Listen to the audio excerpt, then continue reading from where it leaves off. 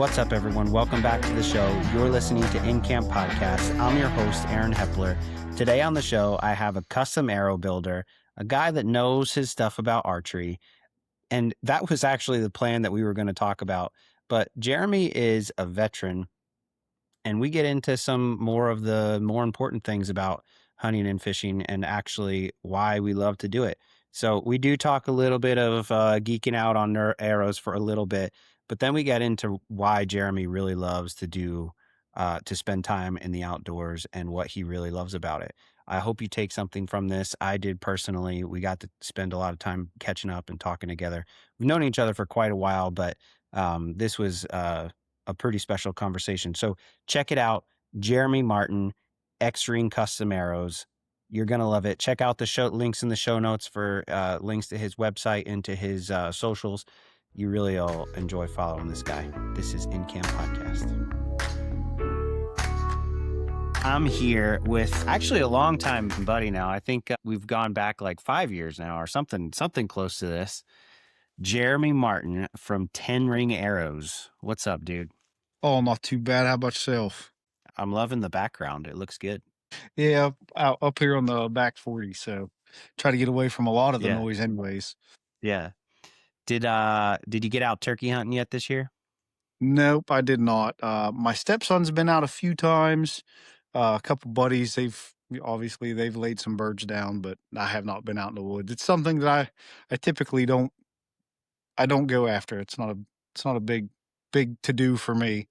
I'd rather be fishing in a stream or something like that. Yeah, I hear that. I did see you sent me some pictures recently. You were on vacation down in the Carolinas, right? Right. Yep. Yeah, we catching some stingrays down there. Yeah, we caught a few stingrays. We caught a couple sharks and some blues. Didn't get in any drum, but they're getting into them right now. So I've got some buddies that are going down next week, so I'll be jealous. It's the hardest when you got buddies that are like always doing something fun and you're stuck working. So you're remodeling a house right now? Yes, I am. We're in the middle of it's not a complete gut job, but remodeling all the bedrooms, kitchens, and then we will gut the basement and start that over from scratch. But also building a new shop in a garage. The X-Ring shop and the new company shop will be in a third garage by the house. Nice. Very cool. Jeremy, why don't you tell, I haven't had you on the show yet, so why don't you tell our listeners kind of like what your background is, where you got your start in the outdoors, and what you are doing for a living right now, because ultimately it's what we're going to end up talking about on this podcast. All right. Sounds good. Well, I'm Jeremy Martin. I'm 46. I'm from Southwest Pennsylvania. Grew up close to the mountains. Now I live in the mountains, so that's a good thing. What got me into archery, I was probably 12, 13 years old. One of my neighbors was doing it. I seen him out in the yard, so I obviously latched on his leg like a puppy. And ever since then, it's been a passion. I did it all through the Marine Corps. Took it overseas with me. Got to shoot overseas. That was kind of cool. May or may not have partaked in taking of some animals there. That was pretty fun. And then I got back and just continued on. Got back to hunting and fishing. And was it about 2015? 15, I think it was, is when I started X-Ring Custom Arrows. And that was just because I've always built my own arrows. I've built buddies' arrows. I was one of those guys that, everybody hates building them, but I liked it. So, and I like the precision and being meticulous with them and getting them, as close to perfect as I can. So, well, I know I won't make $1 million doing it, but at least I can help some other folks out and get them some good quality stuff. Regardless of the price, it doesn't, you don't need $1,000 dozen arrows unless you're, standing on a line in Olympic trowel or something of that nature. But, try to get the best we can for the guys, that sit up in a tree long hours or hunt out west for long hours. So, that's what I did. I don't take a lot of customers. I'm not a huge volume dealer. I don't do, thousands of orders a year. Because I usually talk to my customers, several text messages. I talked to one of my crossbow customers. I bet I had 40 emails before I even, started cutting shafts and doing a build. So Yeah. I like to have all the bases covered with all the customers. So yeah, that's that's about how that went. And Yeah. let's see, this year, this coming year, we'll be starting another business, not in the archery industry, but in the outdoor industry. So, um, and it'll be the same there too. Not high Yeah. volume, just high quality. Yeah, I'm pretty excited to see what you got coming down the pike. So, the one thing that we've talked about a lot, and I know people are getting ready for this, but one thing that you and I have talked about a lot is elk hunting. Hmm. And the average whitetail guy can get away with a lot from their arrows, but I don't think the average whitetail guy really understands what they're shooting or why they should pick a certain arrow or a certain weight or the things that they should understand about the arrows. So I kind of want to go over that. And also, I think it's pretty important to talk about what you might use for an elk because that's something that you and I have talked about a lot. You're pretty passionate about chasing elk, or at least we get to talk about it a lot. We know when we go to these shows and stuff like that. And Right. I think that's something, some guys want a hybrid setup. Can I shoot a whitetail with an elk arrow or vice versa? So Mhm. why don't we get into the start of what is important for somebody to know? What's something that you would say right off the bat, you need to know this about your arrows? How consistent are they? And Mm-hmm. that doesn't mean 0.001. That means Mm-hmm.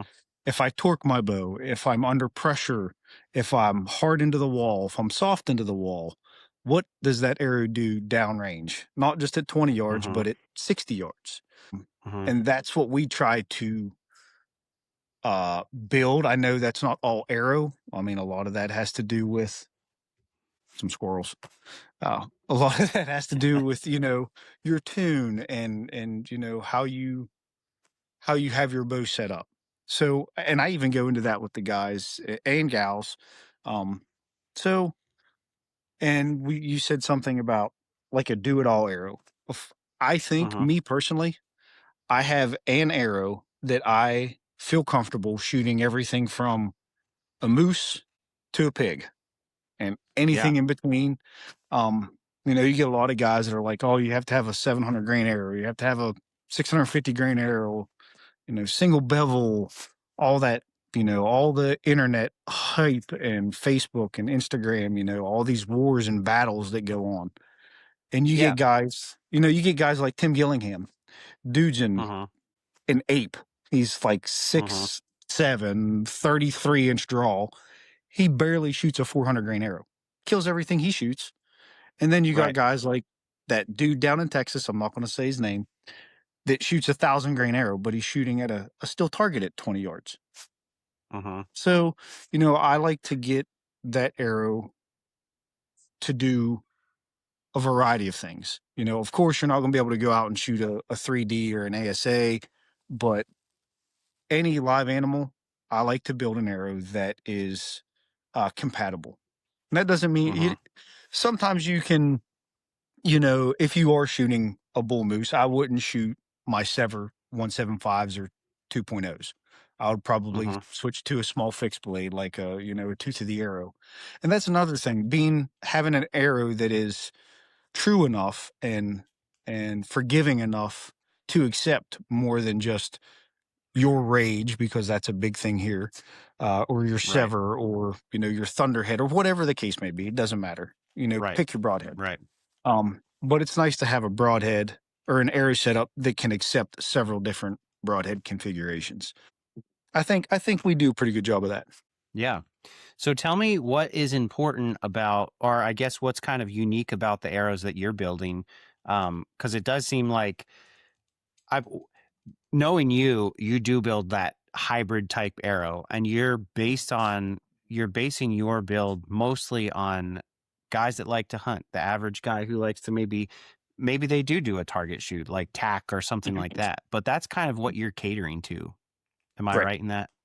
Right. Yeah, yeah, I build for some 3D guys and some tournament archers, but the vast majority of my builds are the guy that him and his buddies go out to the local 3D course on a weekend, if you can find one anymore, uh, Yeah. and go shoot around arrows and maybe lose one or two or whatever, you know?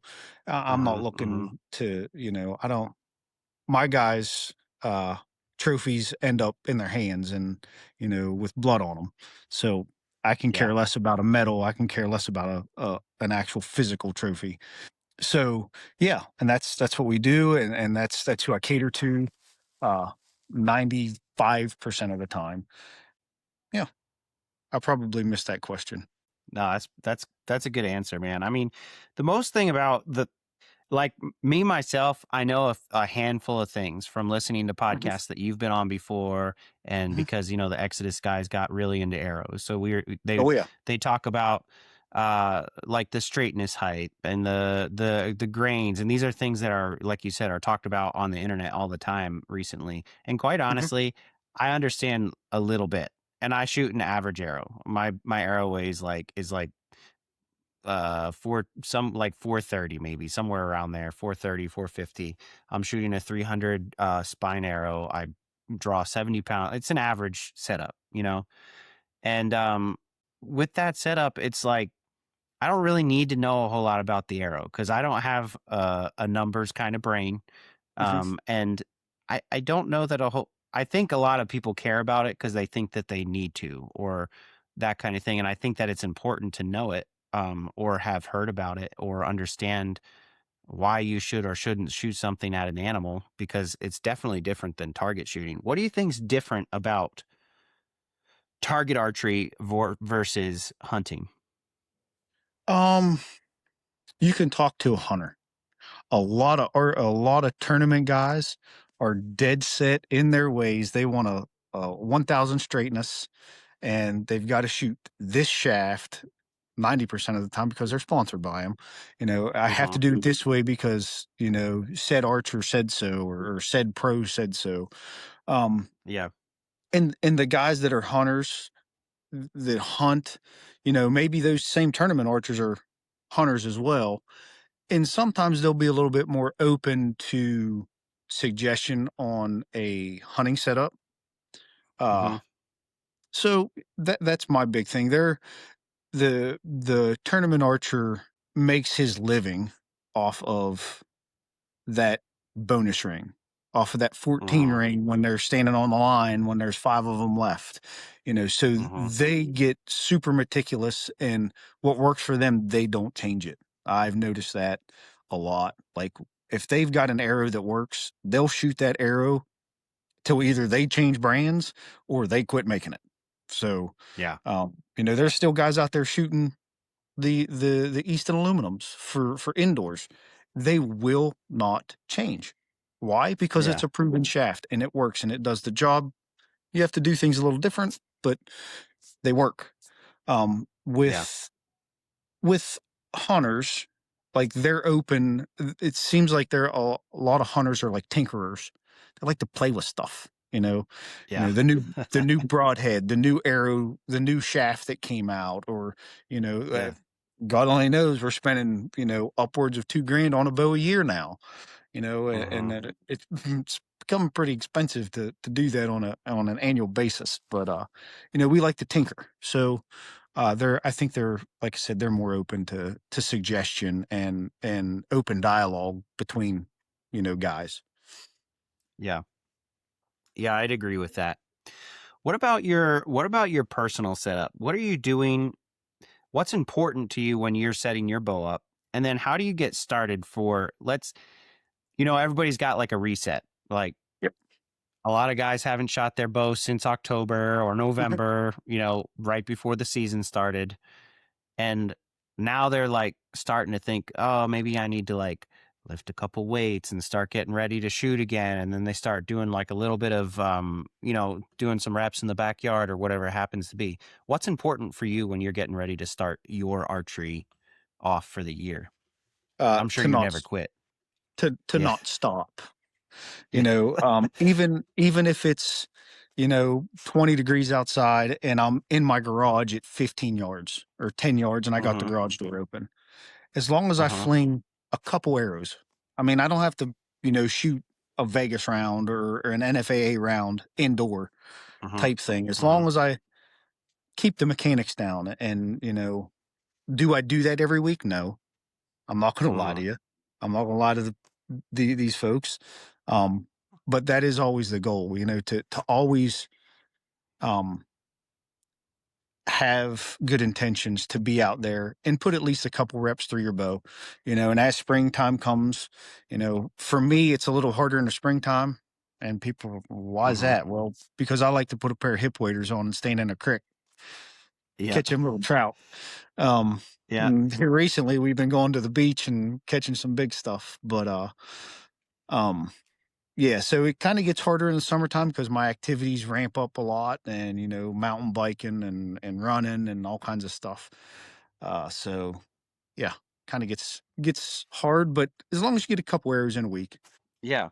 I mean, do you feel I feel like all that stuff kinda ties into archery. Like, Oh you're yeah. pretty, you're very into fitness, you're very into keeping healthy, and that stuff's Mhm. just as important when we're talking about hunting the way we like to hunt. Like, if you're going out west, Yeah. you have to keep that constant contact with staying in shape. Like, it's not Mhm. really a great idea to be like, "Alright, I'm going on a western hunt, so Yep. in June, I'm gonna start working out."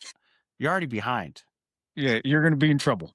Yeah, That's for right? sure. Yep. So So, what about the healthy lifestyle do you think connects to archery just as well as shooting your bow? Um. So for a long time, I spent 5 years in the Marine Corps, so I was on that health kind of craze, and when I got out, I let myself go, and you notice all of that stuff, like, Mhm. health wise and fitness wise. You're climbing up a tree 20 feet, and by the time you get up there, you're pouring sweat and soaking wet and can't draw your bow back. So I think that has a huge part to do with it. And, I'd love to sit up in a tree stand and eat oatmeal pies, but I know that's something that at the end of the day, that is not, it's going to be a detriment to what I'm trying to do as a person, and be not so much a role model because I don't see myself as that, but like a mentor to my son and my stepson, to like, hey, we can't be going out and eating Wendy's every night, and just to stay healthy, because it makes things, honestly, it makes it a lot easier. You have to go through a Yeah. little bit of pain, running and lifting weights and getting up at 4 in the morning, but at the end of the day, when you got to drag that deer, how many ever yards, or hope and pray not miles, but if you Yeah. have to, cut it up and put it in your pack and carry it out. Anyways, that's, being healthy is just better at the end of the day for everybody, yourself Yeah. included, the animals. You're better prepared to harvest that animal and to take care of that animal once it's down, so it doesn't go bad, and you're wasting something that God put here for us to eat. So, Yeah. Uh, I'm gonna ask you a question, and you don't have to okay, answer this if you don't want to. I'll You've answer mentioned it. a couple times you mentioned a couple times that you're a veteran, and Yes. I hope that I've thanked you for that. And if I haven't, thank you very much. Thank you so much for everything you've done. But one thing I would like to ask you Mhm. is I've known other people that are veterans, and they're like, I've thought about hunting and I've thought about archery, and, it kind of interests me, but I, in particular, know somebody that was a sniper. And he's like, I spent a lot of time hunting people for a long time. So I've lost the interest in hunting or killing something or ambushing something or whatever it happens to be. What are your thoughts on on something like that for a veteran? So I've never personally encountered one of those, special ops guys, MARSOC, whatever, any of Mhm. those, operators, will say. Mhm. I've never come in contact with those. I have had some buddies that were in the infantry that was like, no, I'm not into that. I'm not doing that. And it was even all the way down to like just going out into a creek and fishing for some trout. Yeah. I'm like, fellas, y'all are missing the point. It's not about, it's not about drawing back your bow and killing that doe or that buck or that bull elk or whatever. Yeah. It's about being out here, and you're gonna get me choked up, darn it. Uh, it's about being out here and enjoying what has been set here for us to enjoy. It's not about, to me, and as I get older, it sounds kind of like cliche, but it's not like I can come out here and climb this tree that's sitting beside me right here and sit here for 6 hours and be just as happy if a 180 walked up and I've run it right through the lungs. I'm just happy Yeah. being out here. It's just different. There's a peace to it. It's just, I don't know. It's a sanctuary that I call home. So no matter if it's a beach, if it's a mountain, if it's you know, uh, a cornfield in the middle of the night, you know, behind a coyote gun, it's just, Yeah. I think it's cleansing for me. So, and I try to get those guys to see it that way. Some of them do, some of them don't.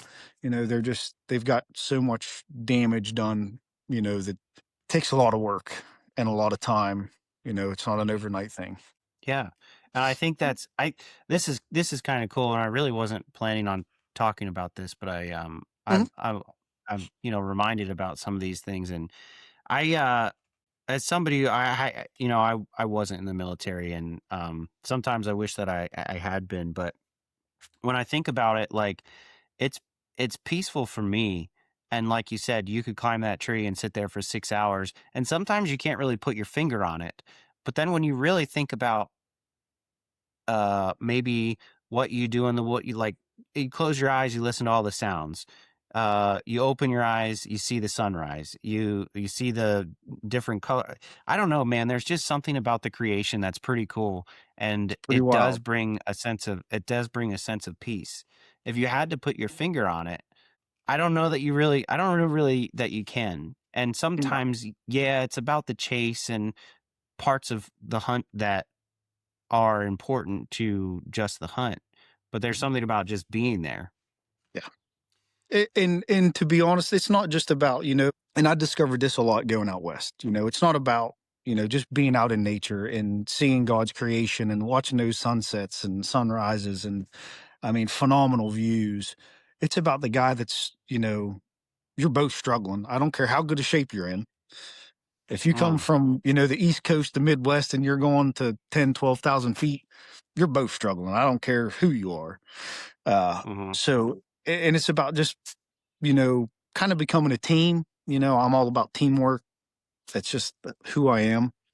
Uh, just doing it together with people you care about, people you love, mhm, and mhm, I can confidently say the guys I go out west with, I love them all. They're all great. mhm, I'd do anything mhm, in the world for them. So it's not just about, being out in nature and seeing that. It's enjoying it with other folks and going yeah, through, and you said, sometimes it's about the chase and sometimes it's, we had a pretty good year last year. mhm, Out west. My son killed a real nice bear in rifle season. My wow, hunting buddy from Ohio killed a pretty nice bear while we were out there elk hunting. My stepson was in the woods for we were on the mountain for 12 hours and he killed his first bull. So that was pretty dang awesome. Um yeah, so those so the chase, those adrenaline dumps of 30 minutes, those are I mean, you can't replace that with anything in the world, I think. That yeah, adrenaline dump, that high is so crazy, but then yeah, the after, the struggle of and I call it a struggle because it was when you're out there in the middle of nowhere and me and my buddies are cutting up an elk and be like, boys, we got like 7 miles to walk before we get back to the truck with, yeah, 100 plus pounds on our back. And I'm yeah, like, yeah. yeah, yeah. Why do we subject ourselves to this? And, when you get back to the Every truck, time. you find out you're like, that was the best pain I think I ever put my body through. And I got to do it 3 times last year and it was awesome.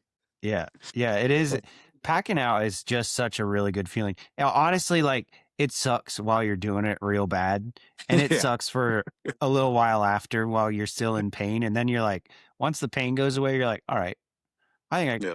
I remember, dude, I remember getting back home from elk hunting. I'm like, I don't think I need to do that again. You know, it was fun. It was cool, whatever. I'm like, I don't know. Like elk, it's fun. Like a shot elk with a bow. That's real cool, whatever. And then like the drive home, honestly, the drive was the part that I Mhm. hated the worst, right? Oh, We that's the drive 24, home is the worst. it's drive out. You're kind of excited. You're kind of pumped up. And, Right. we drove 24 hours straight through and we're like, oh, that's great. We're good to go. Yeah. Energy drinks, let's go. And they Yep. stop working when you're on your way home, Yep. right? That they I do. remember, oh, dude, the last 13 hours when we got to the border of Pennsylvania, we're driving through Pittsburgh and stuff on 80. I'm like, I don't think I can do it anymore. And then you're like, you have to, Yeah. Yeah. like, That's for I'll sure. fly the rest of the way home. Right. Right. Yeah. But then you get home and you tell all the stories and you you smell better and you That's don't for hurt sure. anymore and you kind of feel like a superhuman because you can breathe now. And you're like, uh, how much? When's the point season open again? Yeah, you know what I mean. Yep. Yep. And it is something that you do. Hunting in itself can be a selfish endeavor if you let it be. Mhm. Everybody is wants to shoot a big buck and wants to get there before the next guy does, and wants to find the spot that nobody else is finding, whether it's right next to the parking lot in between or as far as you can get away from the road or Right. whatever it is. Everybody's trying to outwork each other, and I mean, that's fine in some aspect. Like you do have to work hard, Mhm. um, but you're really supposed to be working not not necessarily against an animal, but in pursuit of the animal. And I think sometimes is especially in bow hunting, we forget that it is a team effort. Mhm. And we can say like, "Oh, I'm a loner. I like to be all, by myself all the time." But quite honestly, if you don't have somebody to share the story with, even if it's calling your buddy at the end of the hunt that you were hunting solo, what's the Mhm. point? Right. Like Right. yeah, there's meat, there's fun in the hunt or whatever, but if I'm not if I'm not sharing it in some aspect with my buddies, to me it's kind of like it's not nearly as fun. It's kind of why I started a podcast, right? I get to Right. catch up with you. I get to see you once a year at the Great American Outdoor Show and catch up for a few minutes when you don't have 8,000 people around you asking about vectors and arrow weights and velocity and clocking and all the things they're asking you because I know they are. Oh yeah. Uh, but it's cool to get to catch up on something like this. And Mhm. we've shared stories about the elk woods and talk about deer and all that kind of stuff. But man, I'm really glad that we're talking. This is kind of like a good summertime conversation because it's things that people are kind of looking back on their season, and maybe there's somebody that's hoping their season next year changes Mhm. because it wasn't as fun for them. What do you think takes the fun out of hunting for the general public? What have you seen be kind of like things that are thrown in there that really have no place? Um. Yeah, I'm probably gonna get all kind of hate mail for this one, but You uh, can send the hate mail to incamp@gmail.com. I'll take the so hate. my thing is, I think what gets in the way of a lot of people really enjoying hunting is Yeah. the pursuit of a 200-inch whitetail in Ohio. I lived in Ohio for a long time, for almost 10 years. And, that's Yeah. all everybody talks about, killing Yeah. big deer, killing big deer, killing big deer. At the end of the year, some of those guys eat tag soup. Tag soup kind of sucks, you know? For me, like, I don't like to do that. I don't, a trophy's in the eye of the beholder. You know, my stepson killed a four before, or he could have killed, you know, a 400-inch bull. And either way, there's both a trophy to me, as Yeah. a trophy to me. A little, 6-point deer could be a trophy to Mhm. me. If I worked hard all year, Mhm. and where we live, you don't see 180s, 100, and you'll see 160s every once in a blue moon, but it's all in the eye of the beholder, and everybody thinks they got to chase, I'm gonna name drop, the Levi Morgans, where I live, he owns property fairly close to me. And then you've got, the Lukowskis and you got the Bomars and these guys are killing heathens every single year, Mhm. and the Drury brothers and all those cats. They're killing all these ginormous animals. And Yeah. that's awesome. That's great for them. It's great for television. It's probably really good for their pocketbook. Um, Mhm. but how much fun are they really having? You know, Mhm. I know guys that are completely ate up with deer hunting, and my buddy Corey, that dude can put deer on the ground like no one I know. But that dude Mhm. eats, sleeps, goes to the bathroom, and it's all about whitetail deer, Yeah. mature whitetail deer, and he's very good at killing them. Very good. Mhm. And kudos to him. And that's what brings him joy. But a lot of guys think that that's what they have to do, and they don't. I'm just as happy, and I had the guy who brought me into hunting, his name's Ron, and I talked to him yesterday. Mhm. He's about 15 years older than me. And he told me a long time ago when I got in tree stand for the first time, I think I was 15. He's like, Mhm. whenever you stop jittering and you get that after you shoot something, when you stop getting that, hang your bow up because you're done hunting. Yep. And Yep. if I climb up a tree tomorrow and shoot a doe, I won't be able to get down for 20 minutes because I won't be able, my knees will be, knocking, and I won't be Yeah. able to talk on the telephone and nothing like that. So, Yep. that just really amps me up, just being able to harvest an animal. It doesn't matter what's on top of his head or not. Mhm. So I think that's what kind of, that gets in the way of a lot of people enjoying the outdoors, Yeah. in my opinion. Yeah, I agree, man. I definitely agree. And I think there's a thing too where we get to this point in the hunting in your hunting career, you've been hunting your whole life, I've been hunting my whole life. You get to the point in your hunting career where you say that a big buck doesn't matter to you, and it doesn't mean that you don't want to shoot a big buck so you can shoot a little Correct. buck. It doesn't mean that you don't chase a big buck. Correct. It means that when something walks in front of you and you get excited about it and you avoid, so I passed bucks up that I was excited about, right? In a I mean, not really so long ago, maybe 10 years ago, I passed a buck up and they got me excited, but I Hmm. passed it up because it wasn't big enough. And that was stupid. Hmm. And like, you know what I mean? Like, you could look back and like, well, I didn't kill a deer that year. Could have killed that buck that I was excited about, but I didn't. Hmm. And I think after a while, you kind of like, it, is just is the antlers really what matter to me as far as, because then when you do kill something, you're so frustrated that you don't even care you killed it. You know what I mean? And you got all these people that are just getting into hunting want to kill a big buck, and that's fine. Chase a big buck. Absolutely. But when one excites you, don't pass it up.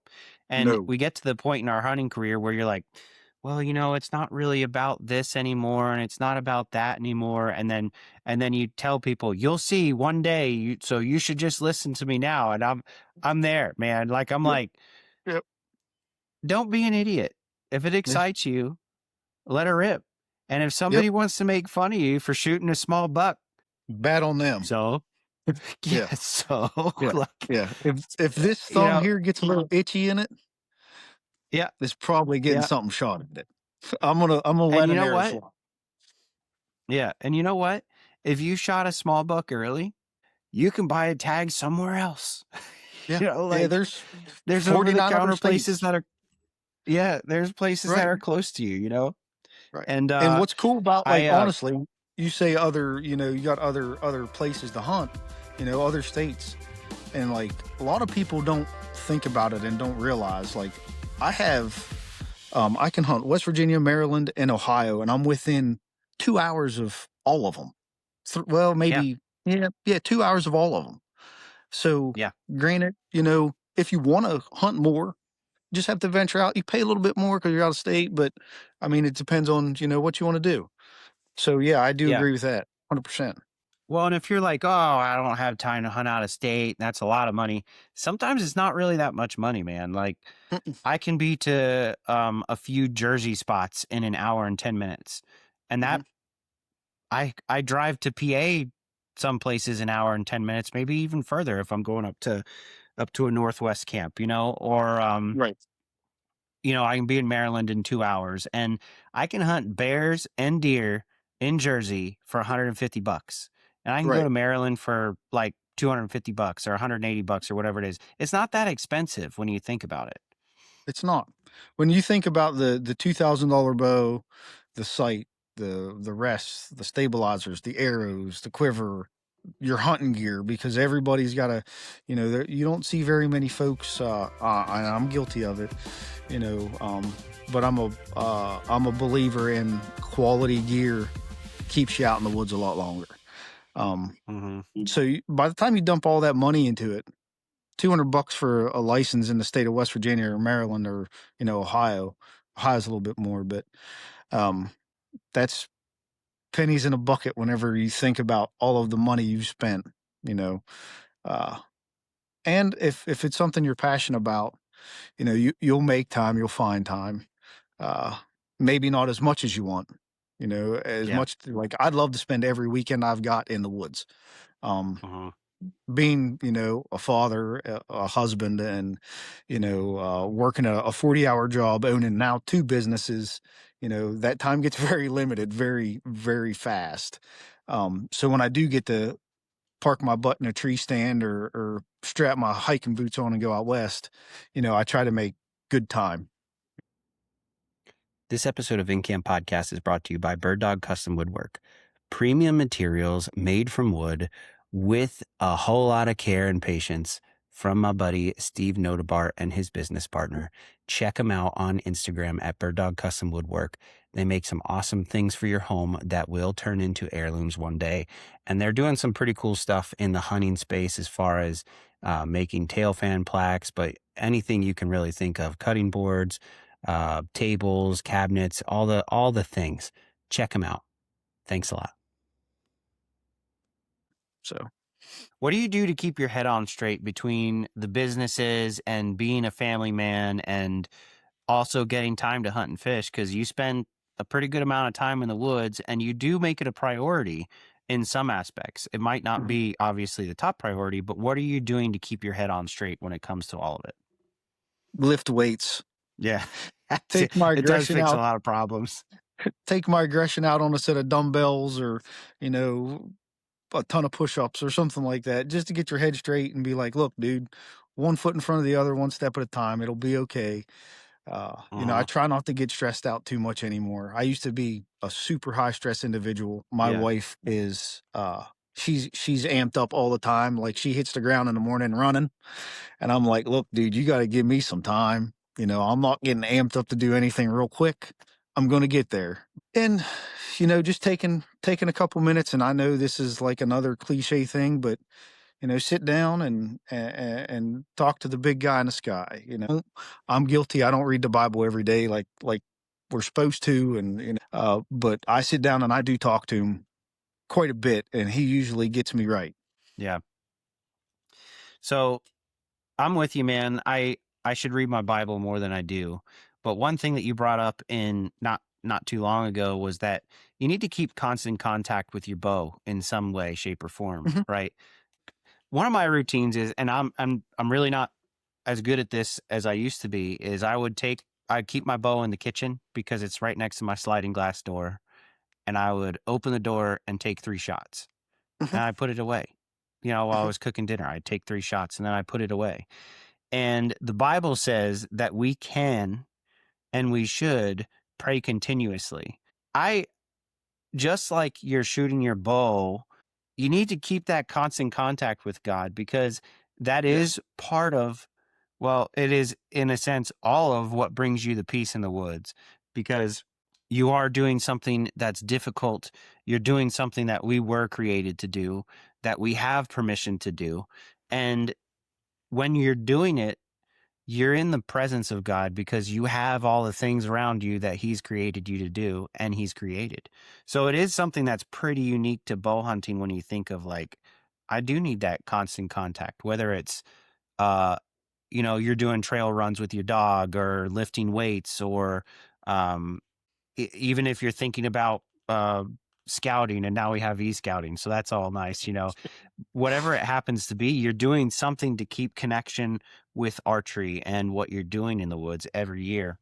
Mhm. And that's an important part of it, man. So yes, it it does super help those nerves when you got the busy world out there and you're like, I need to slow down a little bit. I need to slow down Mhm. a little bit. Yep. Um, I do wanna say one thing on the e-scouting. yeah. Don't look at it if you're going out west for the first time, don't look at it and be like, "Ah, that's not that bad," but when you get out there, you're like, that's not what we seen on a map," 'cause Yeah. that's Yeah. what happens Yeah. quite frequently. Absolutely. Yeah, There's that's one of my bugaboos is I'm not a real good e-scouter. Like, I rather have my yeah. boots on the ground and look at stuff. My Yeah. buddy, my hunting partner, he will dissect a whole mountain for days. I'm like, "Dude, you looked at this Yeah. 3 times already." He's like, "Yeah, but I missed Yeah. something, I'm sure." And Yeah. darn it if he doesn't come back and be like, "Hey, look at this," or, "Hey, look at that." I'm like, "Yeah, cool, man. Let's get out there and go put our feet on the ground and go find it." Yeah. So, yeah. I'm a waypoint collector. I like e-scouting, on the toilet or something. But Right? the the thing about the thing that's cool about e-scouting is you do have those things in your back pocket, but half the time Yeah. you're doing the e-scouting, it doesn't look the same. And you learn that by e-scouting and then confirming it with your eyes. You know what I mean? Yes. Uh, you'll look at a clear cut on Onyx or whatever you're using, Onyx.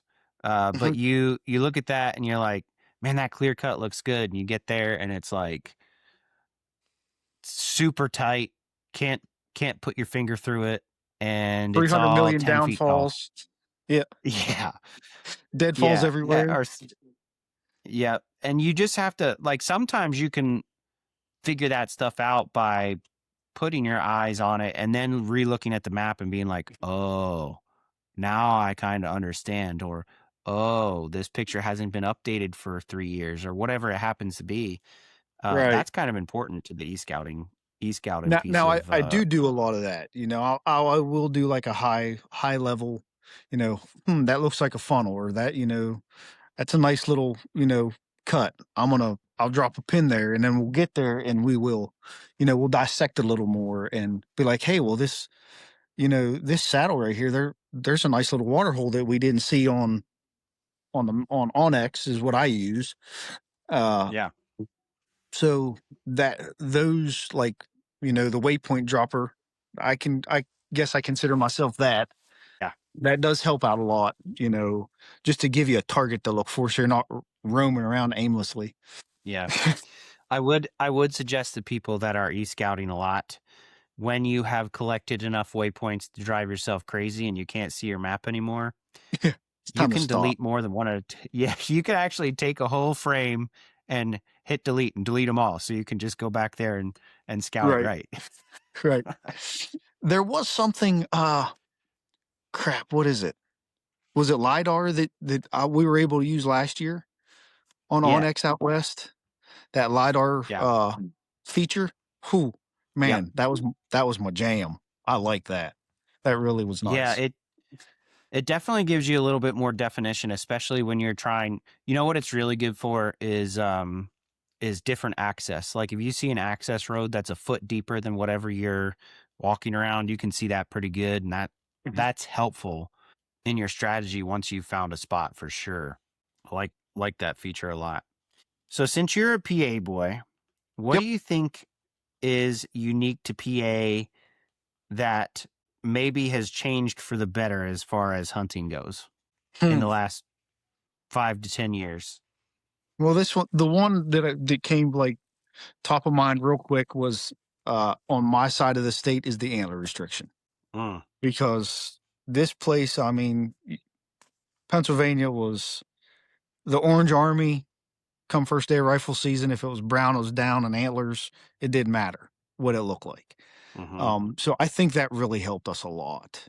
Mhm. And I went away from Pennsylvania for a long time. And when I left, if you're killing, 110-inch 8 point, you was doing something. Yeah. Oh, oh, oh, there goes. There's a doe right there. I hear him. I And she hear just him. blew at me. But when I left, it was a 110-inch deer. You was doing something. And I come back Yeah. 20 years later, and now, people were passing 130s to shoot 150s. And I'm like, that's pretty What are awesome. you doing? Yeah. Yeah, Yeah. it's pretty awesome that they have the opportunity to even do that. Um, Other things that help Pennsylvania, we're really lucky. We have a lot of public land, Mhm. lots of Yep. public land. Yep. Ohio, not so much. Especially in Yep. northern Ohio, where I spent a lot of time down around Wayne National Forest. I lived down in Athens County Mhm. for 6 years.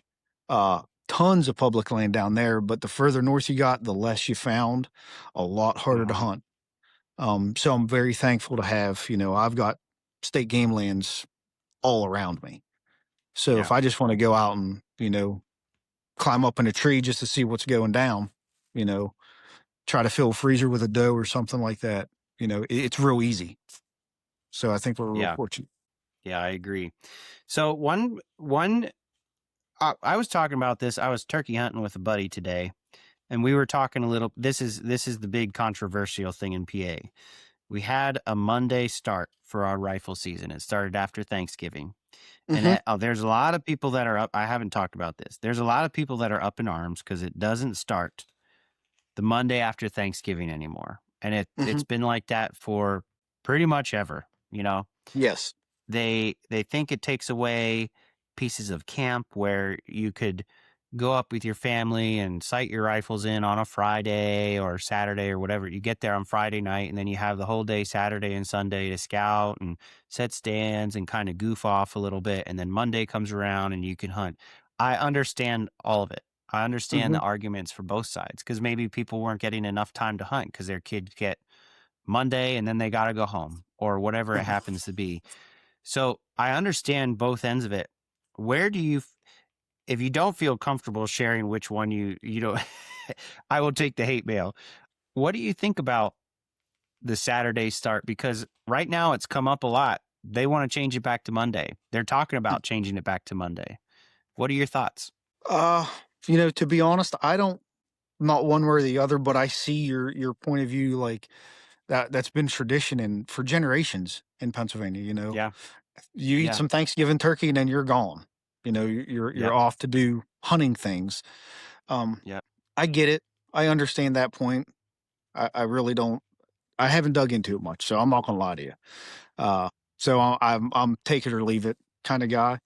Yeah. One thing. I'm not a big turkey hunter, but one Yeah. thing that I think Pennsylvania could do way better is Yeah. start our turkey season earlier than the 1st of May. You know, I agree. everybody, all other states have been around. They've been open for you know 2-3 weeks, and at least give Yeah. the kids some extra time. You know, Yeah. um, Yeah. They have a day. They have a day yeah, that starts a week earlier. right.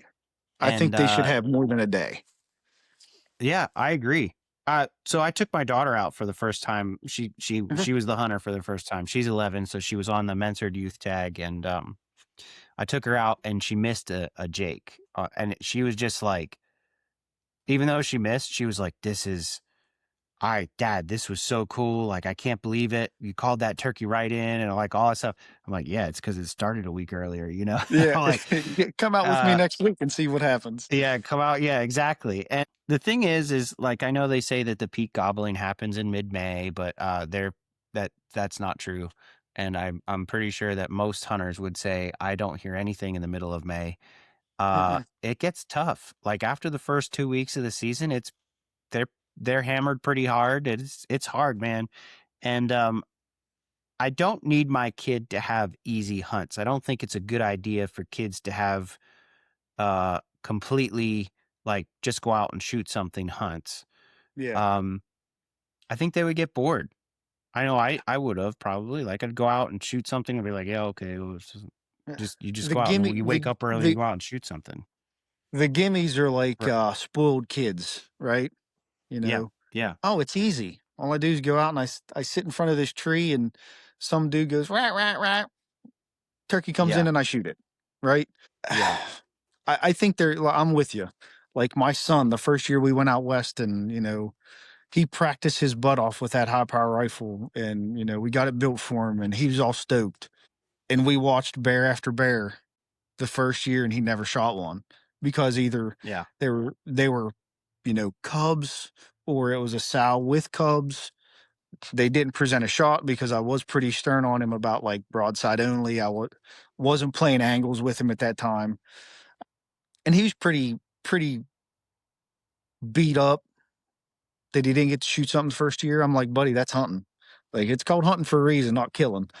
And last year he was on that same trajectory, man. It was like we seen bears, but they either had cubs with them or they were just cubs themselves. And we mhm, were on the last hunt, last day, raining. I'm like, this is gonna be terrible. And lo and behold, all that practice at 3, 4, 5, 600 yards, and he ends up blasting a real nice bear at 60 yards with a 6.5 yeah. PRC. Yeah, I know the feeling. I practiced, for that elk at 110 yards and was proficient at 70 and shot it at 25. You know, Yeah, like, right. it's that kinda thing, but it's the investment, right? Mhm. If my daughter would have shot that Jake on that morning, the thing that would have been most exciting to her, most likely, was the Pop-Tarts that I packed. You know what I mean? Right. Yeah. The next week she went out, she was like, "Man, I really hope we see one." This is really cool. I hear him gobbling. You know what I mean? And Yep. she's excited about the turkey now because Mhm. now she's got some skin in the game. She had to wake up early, she had to work hard. She had to go in the dark in the middle of the woods and she's like, "What are we doing? I don't like this, Dad." And I'm like, "You're not supposed to like it. You're not supposed to like it's not normal to be in the dark in the woods.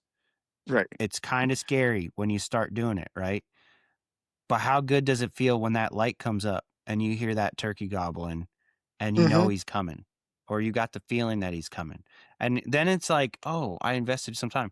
I'm driving with her today. I'm taking her to a friend's house and she's like, Dad, I know that you said turkey hunting is really hard after the second week. And I, I, I want to go, but I don't know if I'm ready for a really hard one yet. But I want to go again next year because I had so much fun those 2 opening days, and that's kind of cool to me.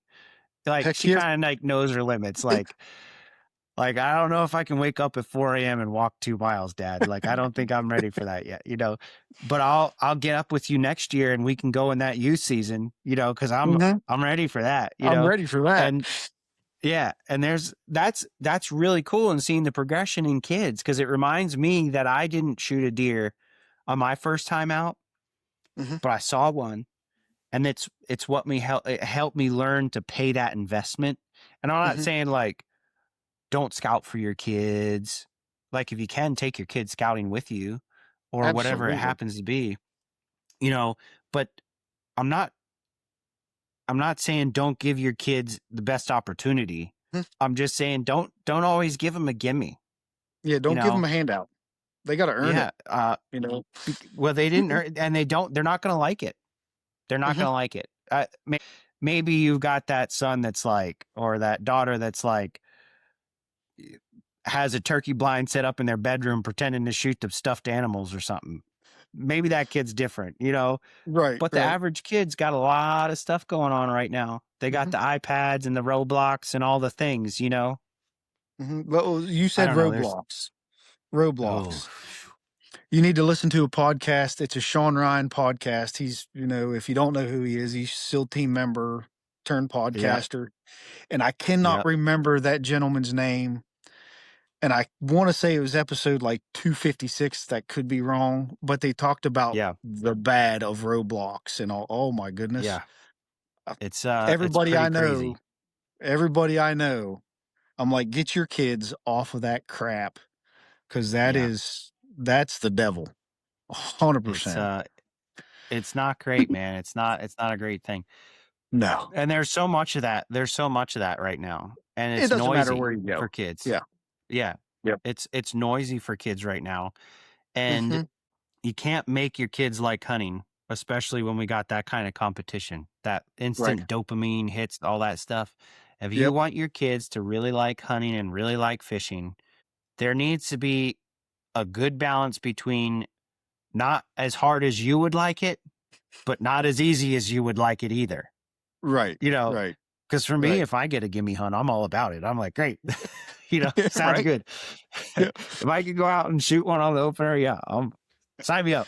Yep. I'll go again. I promise. uh, yeah, I was out today without a turkey tag. I shot a turkey last week, so I only got one. I only got one tag this year, and I went out with one of my buddies, and we were calling together and just hanging out. So it was fun. Right. And I still woke up at 3:45 in the morning because it gets light stupid early in the spring, and we had a great time sitting there, and Yeah. we thought we at first we thought we got under a roost, and then we realized we were watching buzzards fly out of the tree. But Right. Right. there is something to the don't make it a gimme. That's important. But It there's is. so much that PA could do, man. Like I get it. I'm kind of with that PA opener thing. I'm kind of neutral on it. If it opens on Monday again, I don't really care. And if it opens on Saturday, I don't really care. I'm going to be in the tree. I'm going to be with people that I like, people that I love, and I'm going to be hunting with them. And that's really all that I we are going to hunt. All of us are going to hunt together and have fun. So Right. to me, I don't really care. Right. And I understand where people get upset about the tradition thing. I understand that things are changing. If you want your hunt to open on Monday, then go out on Monday. I don't know, Yeah. Right. but there's other things like I agree. Like, yeah, maybe I don't think giving the kids a whole week of early turkey hunting, I still don't think it's a gimme, but it would afford the kids more time to kind of get their feet wet in that. Mhm. Cause a day might be the time you take to find that turkey. And then you find one, you figure it out, and then you run out of time because you can hunt till noon in PA, or Right. whatever it happens to be. Um, I Right. think there's other things that PA could do to make itself better. Uh, I think the one thing that we did do that's kind of cool is that I think hopefully more people are going to have an opportunity to hunt a bull elk. It's a once in a lifetime deal now, which kind of sucks. I'm like, oh, that kind of Yeah. hurts. Like I want to shoot a PA elk, a bull, a couple In of the worst times way. Yeah. in the worst way. I'm not going to Mhm. get to. I'm going to get one chance to draw that tag and shoot that Maybe. bull, maybe, and that's it. And Mhm. maybe then after that, I maybe will get to shoot a cow, but they did change it to the once in a lifetime thing, and I think that's kind of cool because a lot more people might get an opportunity now. Right. Uh, it'll be the draw odds will be a little bit better, and maybe Mhm. you won't have to wait so long, and that's kind of neat. Um, we still give tags out to non-residents, and I am a non-resident friendly people person. I hope that non-residents come here. I don't know about the elk thing. I'm kind of back and forth on that. They only give out 160 something tags. I think it would be real cool, man, if PA did a spring bear draw. They're Ooh. always like, we can't have a spring hunt. We got a lot of bears. PA's Mhm. got a ton of bears, Mhm. and they are hard to figure out in the fall. I know a few people who have been able to pattern a bear and learn their habits and kill one. One of my good buddies, uh, Justin Eberly, he's been on the podcast a couple times. He patterned a bear last fall and shot it on the PA opener in a special reg zone, and with his bow, which is incredible for PA. You know what I mean? Mhm. We don't bait. You can't do that. But I think it would be cool if they did a spring draw. I would pay $100 for a point. You know what I mean? Like make a lot of money on Yep. that. You give out 300 tags or something. It's not that many Right. bears. We got a lot of bears. Right. I don't know. I think other things that Pennsylvania's done well, and definitely get hate mail for this one. uh, we've kept baiting out of the hands of hunters Yeah. because I'm not a big fan of it. When I lived in Ohio, did Yeah. I try it? I did. But it wasn't something that like that changes that animal completely. Mhm. Whenever there's a 100 pound of corn sitting on the ground, it changes that Mhm. animal. It changes it changes the whole feel of things. Yeah. So I like that Pennsylvania has stood strong on, no bait and deer Yeah. once the season comes in. Yeah, you can have your feeders and stuff out now, and that's fine. But once Yeah. before the season, I don't know what that time frame is. Um, but you have to have them out of the woods, kind of thing. Yeah. I am. Yeah. I think that's a good thing for the hunter, and we don't lose perspective of what you're originally intended to do out here. Uh, Yeah. and that's for them to be in nature doing their thing, not saying, Yeah. "Hey, it's getting dark, boys. We better go to that corn pile that's over the hill there." Uh, Let them do their own thing, and I really like that. That's Yeah. something that I am proud of, and I caught a lot of flack for that when I lived in Ohio. I'm like, y'all just a bunch of bait hunters sitting over a corn pile. I'm like, Yeah. I agree, man. I think it is. Uh, if you live in a state that you can do it, I you have the right and it's your license. I think you should be allowed if it's legal. I am glad that absolutely it's should. not legal. I'm glad that it's not legal here because Yes. it would take something away in some aspect.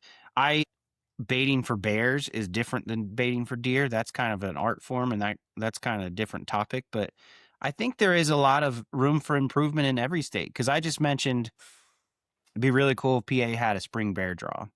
Hmm. And right now, it is getting hard to hunt out west. Like figuring out what you got to have apps and all the research that goes into figuring out how to put in points and where to put in points so you can have your best odds. If I want to go hunt a mule deer next year, I might not be able to. If I want to go Right. hunt an elk next year, if I don't do the right couple of steps, I might not be able to. And I might Hmm. have to wait X amount of time.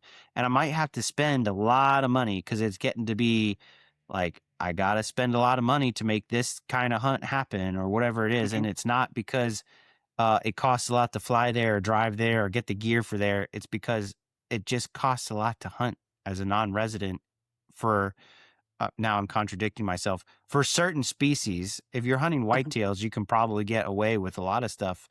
But even that's going away in some states. Now, I mentioned it'd be cool if PA had a spring bear draw, not for from the prospect of PA can make a whole lot of money by having a spring bear draw. It would be really, really awesome for people to have the opportunity to hunt a spring bear in Pennsylvania Hmm. because that I bet you that success rate would be very substantial Right. because it's pretty easy to find a bear in the spring in PA, Hmm. uh, from my experience. But it would be more on increasing. I think that all states could do better on increasing the opportunity for everybody who lives in the country in America to be able to go and hunt where I want to hunt with for the opportunity, not necessarily to aid the state in making a whole bunch of money on a tag. I don't know. That's that's just kind of how I feel about that. Right. The out of state, us going out west, there's some people that absolutely despise us being on their roads, on their land. I mean, it's just as much my land as it is theirs, especially if it's public, right? Yeah. So, um, you know, but I understand their point of view. Like when Mm-hmm. I lived in Ohio, Ohio was one of the cheapest states you can hunt as a non-resident and have the chance to kill a 200-inch deer. Yeah. I think since I left, they have jacked the out of state prices up a little bit, but they're Mm-hmm. still one of the cheapest to kill a potential to kill 200-inch whitetail. You can't do Yeah. that in Kansas. You can't do that in Iowa, not for the same Mm-hmm. price. Um, Nope. so, the way that Colorado is moving with, I think points creep is kind of a pain in the butt, Yeah. because like for my son and your daughter, if they want to go out there and try and kill, a sheep, Yep. they're going to be 60 years old and hope Yep. the point creep doesn't get them. Yep. Um, you know, so me and my buddies kind of devised a little bit of a plan, not very much of a plan, but a plan nonetheless. Um, Next year, I believe all over the counter tags are. Well, maybe that's this year. There's no over the counter archery tags in Colorado, from what I can remember. Nope. But there are still units that are 100% success draw rate. So that's pretty much Yeah. an over the counter Essentially, tag. an over the counter tag, It's an right? over counter tag without the OTC on it. Um, and I understand, you know, they're also dividing up, or they're reformulating the percentages on what we get as an out of stater. We Mm-hmm. may only get X amount of tags, and I Yeah. understand. Those folks live there, but I guess I see both sides of the coin, because I have met some Colorado folks that are absolutely amazing people. You know, Mm-hmm. took us in with open arms and showed us stuff, and eh, eh, Mm-hmm. eh, they're there. There's always Mm-hmm. 10% that's screwed up for everybody. Um, so yeah, yeah, that's all I'll say I'm about with that. you, man. Like we get a lot of people here from from New Jersey and Delaware that are here deer hunting. And sometimes and I see that license plate in the parking lot and I'm like, "Oh, this guy again," cuz I know the truck from last year or whatever and I'm like, "You know, I hope he comes back. Even though he might be in a spot that I really was hoping he wasn't in, I hope he comes back because I Mhm. think that I just I want everybody to keep hunting, and if we don't have the numbers, we're gonna lose it all anyway. We're gonna So lose that battle because they're fighting us every single day to take it away. yeah, every day, and I really hope I really hope more people adopt the hey, just come hunt with me. Just come hunt with me. You know what I mean? Mhm. Whether it's taking somebody else's kid or inviting somebody else from a different state or whatever it happens to be, just come with me. And uh I think there's things too like, hey man, um like I said, I don't really love seeing New Jersey plates in my thing, but PA is kind of a sleeper state. Mhm. It's getting to that status. You know what I mean? Like we're not passing up we're passing up 110-inch deer for bigger ones now, and you Oh know yeah, what I mean? Like that yeah, and it's a thing, like, people are shooting some real big bucks in PA, and you've got an opportunity to do it, and it's not easy, like, there's there's a lot of rugged stuff here, and you're not, like you're not in Kansas, you're not glassing, you know what I mean? yeah. No, There's not a lot of glassing going on in PA. no, there's definitely not. Definitely not. Yeah. Um, and yeah, and we have we still have large tracts of land. A lot of those Yeah. states are chopped up by, your public land is a little patch of woods that's 60 acres. We still have Yep. vast amounts, thousands upon thousands of acres. Yeah. And we're very lucky in that aspect, because there are some monsters up here on this mountain somewhere that's on public Mhm. land that nobody's ever found. I guarantee you there's Yep. deer up here that die of old age, and they're Oh, giants. yeah. Yeah. Um, Yeah, there's plenty of places in PA where you can walk 20, 30 miles and not hit a road. You know what I mhm, mean? Like, uh, and it's a pretty special place. We do have it fortunate. We got like 4 million acres of public land in PA and it's pretty awesome. So, it's awesome. yeah. It is. Dude, I have kept you on here for an hour and it's 8 p.m. I'm sure it's going to start getting dark in your neck of the woods. It's starting to a little bit. Yeah. Where where do you want people to find you? How can I find X-ring arrows? Uh and if you're talking about what else you got going on, where am I gonna be able to find that? Well, social media. I haven't posted a lot on social media the past year, because we made transition. I moved states. I changed jobs. Uh, so social media. You can find Jeremy Martin Facebook, Instagram. I'm X-Ring Custom Arrows. I have X-Ring Custom Arrows on Facebook as well. I do have a website. Haven't been on there in a while, but I still get contacts through there. I have folks emailing me, um, and I believe my phone number's on Facebook. I think that might be a Okay. bad thing, but Yeah. hit me up. I can bleep that There's. out. I can. But anyways, yeah. So social media, I'm on there sporadically, and I haven't posted lots of builds lately. Uh, so yeah, my website's probably the easiest because you send me an email and I get an automatic notification uh, from the website saying that I've got a visitor. So that's probably the easiest. Cool. And for the Dude, next thanks so much. business, yep. And for the Yeah. next business, we haven't really decided yet if we're going to create a website for it or not. Um, Yeah. we've got some stuff in the works, but we'll keep that under wraps for a little bit. You keep it under wraps, and then when you're done, when you're ready to talk about it, we'll talk some of what that might be, because I We'll like have to to bring talk my that better half subject on too. too to enlighten us. Perfect. Sounds good. Yeah, man. Dude, thanks so much for coming on tonight. I appreciate it. My pleasure. God bless, man. Thank you. You too, buddy. Yes, sir. Well, that's a wrap, everyone. Thanks for tuning into my conversation with Jeremy. Check out X-Ring Custom Arrows at the links in the show notes. Check out Jeremy. If you would, follow the show, like and subscribe, Apple, Spotify, wherever you listen. I'd really, really appreciate it. If you could leave me a rating and a review, that would also be appreciated, and it helps the show reach more ears. So if you like what you're hearing, please do that for me. I'd really appreciate it. You can follow the show and what we've got going on at InCamp_podcast on Instagram. I'm on Facebook. It's Aaron Hepler. Somewhere in there, there's a picture of me with some kind of animal or something. Appreciate it. Thank you so much. This is InCamp Podcast.